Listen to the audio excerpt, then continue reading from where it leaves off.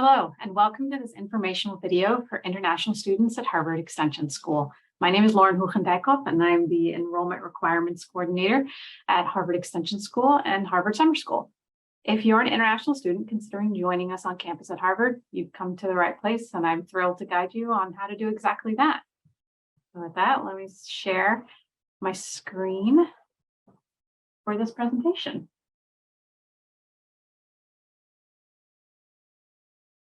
So international students tend to fall into one of three categories. One, you may already be in possession of a non-tourist visa or qualifying paperwork that permits for credit study. So for example, if you're already a full-time student at another school on an F1 visa, or maybe you are employed here in the United States on an H-1B visa, or qualifying paperwork such as a green card would also fall into this situation. What doesn't fall into this category are tourist visas. So you may currently possess a tourist visa, like a B1, B2, or ESTA visa waiver, and you intend to enter the United States for a reason other than study. We put tourist visas in a different category, and I'll explain shortly why that is. And number three, you do not yet possess a visa of any kind. So let's start off with the non-tourist visa holders. It is important to note that Harvard Extension School staff, including myself, we are not immigration officials, and therefore it is your responsibility to discuss with your visa sponsor your unique status to see whether enrollment in courses is permitted.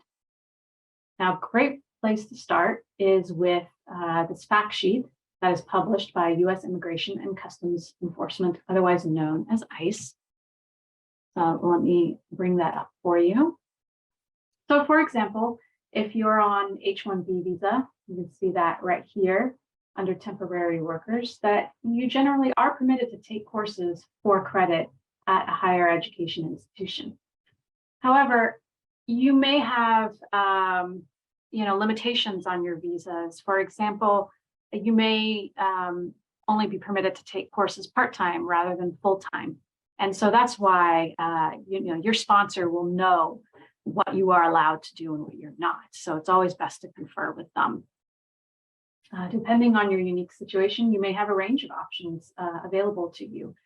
And so if you still have questions after speaking to your visa sponsor, feel free to email visas@extension.harvard.edu should you wish to discuss your situation in more detail. All right, tourist visa holders. First thing that I have to mention is that attempting to enter the US on a tourist visa, B1, B2, or the ESTA visa waiver to earn college credit is a violation of US visa policy. And this is regardless of how long the course is. So even if you were to take a course of ours for just 3 weeks or a weekend, if you're earning college credit, undergraduate or graduate, this is not permitted on a tourist visa. You risk being denied entry to the United States should you attempt to do this. And this is true for non-degree and admitted degree candidates alike. So even if you are a casual course taker, if you're taking the course for credit, you cannot do this on a tourist visa. However, non-credit courses are permitted. So let's take a look, shall we? When you come here to the DCE course search and registration, and you click on the advanced search button, you can head down to the section where it says any credit status. You are permitted to take non-credit courses for the tourist visa. So when you click on this and you hit search, these are all the courses that are offered in a non-credit status that you can take on a tourist visa. If you have additional questions about this, please feel free to email visas@extension.harvard.edu, and I'll be happy to answer them. And then here is our last category. You don't have a visa at all, whether that be an F1, an H-1B, or a tourist visa, and you're interested in studying at Harvard Extension School. So first things first.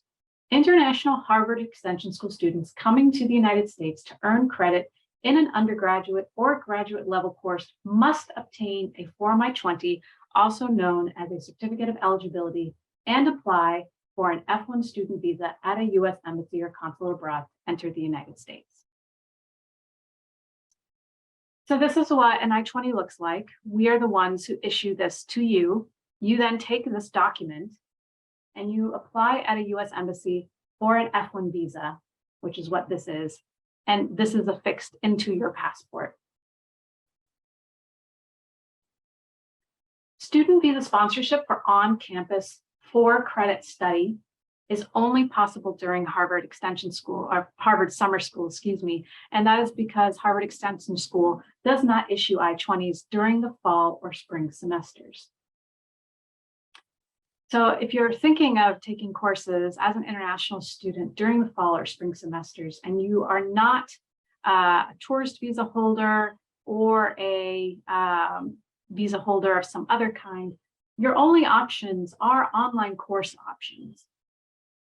On campus, online with required on-campus weekend, and active learning weekend course formats are not advised. Again, non-credit study is permitted in any of these course formats if you wish to be on a tourist visa. So if you end up applying for a tourist visa, you can take non-credit courses.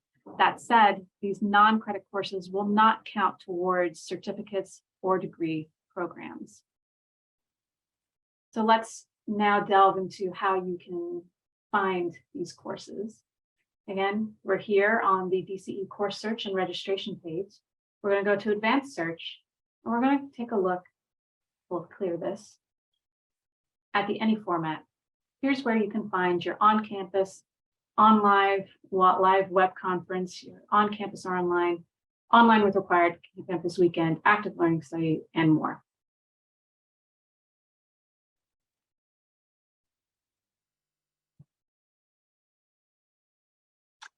All right, so you've decided, all right, you'll take online courses or non-credit courses in the fall and spring, but you're still determined to come to campus physically. So welcome to Harvard Summer School. How do you go about getting that I-20? Well, the I-20, for us to issue it to you, has 3 main requirements. The first one is that you are registered in full-time, on-campus, 4-credit courses. Now, on-campus weekend courses are not eligible for I-20s. So even though they are an on-campus course, the fact that they're so short makes them ineligible for I-20s. That said, on-campus or online courses are eligible for I-20s, but if you're in a degree program, they won't meet the residency requirement. So keep that difference in mind. You'll also complete the I-20 questionnaire, and based on that I-20 questionnaire, you're going to submit required documents. Everyone needs to submit a biographical page of your passport and then required financial documentation for proof of financial support or funding. This is, both of these are federal laws, and so we're required to report on this. And you'll also be required to submit this required documentation later upon applying for your F1 visa. Now, if you're bringing a spouse or children, we'll also need the biographical passport pages of your dependents that you plan on bringing with you to the United States. As always, if you have any questions about the I-20 process, you can email visas@summer.harvard.edu. Now, here are some tips for a successful I-20 request. Generally, the time frame is that it takes us 3 to 4 weeks to issue you an I-20. And because of this time frame, it can take a long time, and we want to get you on the best footing possible so that you can get it as soon as you can to increase your chances of obtaining an F1 visa appointment. So periodically review our webpage. We update it rather frequently with new information for you to follow. Next is to submit required documentation. So those passport pages and the financial proof documents, submit them prior to registration opening so that I have the time to approve them by the time that you register. Once you register as soon as it's open. That way, the issuing of the I-20 can happen very, very quickly thereafter. So you've got that I-20. The next part of that process is to then make an F1 visa appointment with a local US embassy or consulate and follow all the instructions given by that particular US embassy and consulate. US embassy and consulates have a general processing procedure for F1 visas, but every consulate may have some differences. So it's important to follow the specific instructions at the US embassy or consulate that you plan on visiting. You'll also pay the non-refundable $350 CVIS fee prior to your appointment. Once you've done that, then you can attend your appointment. And then generally in a smooth process, it'll take about a week for the US Embassy to issue your F1 visa in your passport. And so now we've reached the end of this presentation. Once you've received your F1 visa, you're ready to book your travel to come to Cambridge. So I'm excited you've made it this far. And as always, feel free to reach out to the aforementioned email addresses. And I look forward to welcoming you on campus next summer.